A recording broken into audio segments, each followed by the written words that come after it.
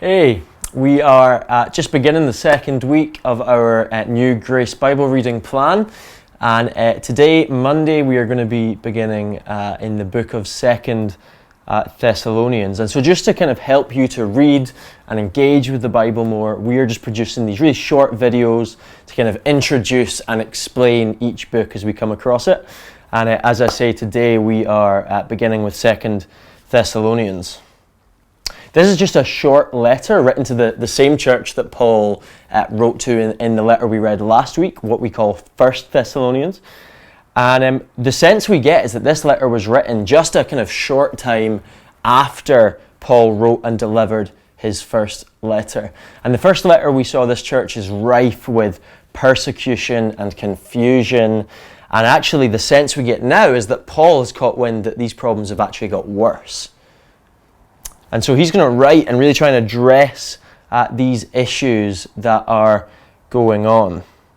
So if you were to kind of pick up 2nd Thessalonians now and read through it, you would sense this kind of urgency, this kind of blunt edge to the words of Paul. And that's really because things are getting worse. He wants to now really come in with this stern and yet fatherly tone. And we might say that if 1st Thessalonians is warm and affectionate and motherly, 2nd Thessalonians is stern and yet fatherly. As we read this book this week, here's a line that it would be great for us just to kind of keep in mind, that might help us just to keep the thrust of what Paul is talking about in mind. And it's this: this is not the end of the world, so keep going. It's not the end of the world, so keep going. 2nd Thessalonians is broken into 3 chapters, and in the central chapter, chapter 2, is where we really get to the heart of what is going on in this church.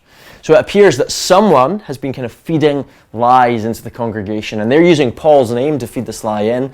And what they're saying is that the day that Jesus will return, he'll judge the world and he'll save his people finally, that day has already happened. And Paul is just at pains to say that is not true. It is not true. In 1 Thessalonians, Paul told the believers that Jesus will return like a thief in the night. And we get the sense that these kind of Thessalonian believers are now anxious and afraid that Jesus has already returned. He's returned, he's judged the world, and he's brought his people home, and he's left us behind. Paul is really, really clear that is not true. It's not the end of the world. And so when you pick up this letter this week and you read of Jesus returning to judge, and you read of the man of lawlessness and rebellion and all these kind of things, I want you to remember that this is not a book written to stoke conspiracy theories about the end times. It is a letter written to encourage and bring hope. That when Jesus returns, you will know about it. When he returns, final justice will be done, and he will not leave you behind. So keep going. It's not the end of the world. So that's the middle chapter, and the chapters either side of chapter 2 really flow from that central idea. So in chapter 1, Paul again kind of addresses their persecution. And here's what he kind of says: Jesus has not forgotten you. Your suffering will not last forever. And even though you suffer, when you do suffer, God is glorified in you. I hope that we'll be encouraged this week as we read what Paul has to say to suffering Christians. It feels like the end of the world these days, but it's not. So let's keep going together. Now the letter ends with a really kind of specific warning. The whole of chapter 3 really to people who are living in what Paul calls idleness. Now I don't think this is an unrelated issue. Think of it this way: if Jesus is returning tomorrow, then why should I work? If Jesus is returning right now, why should I do anything at all? But Paul rebukes this attitude really strongly. You are still here.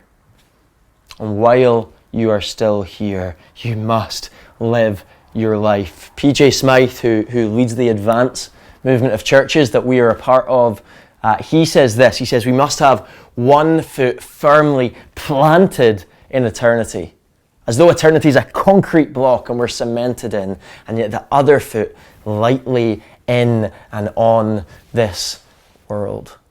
Jesus is returning. That is our great hope. But we must live in the tension. We must live on this earth. In other words, Paul wants to say to this church that what you hope for determines what you live for. And so that's just a brief summary of 2 Thessalonians. And I really pray and hope that as you dig in this week, that you will be stirred to live a faithful life now, in the already and the not yet tension, in the waiting and the suffering. I pray that you'll be filled with hope as you read God's word this week.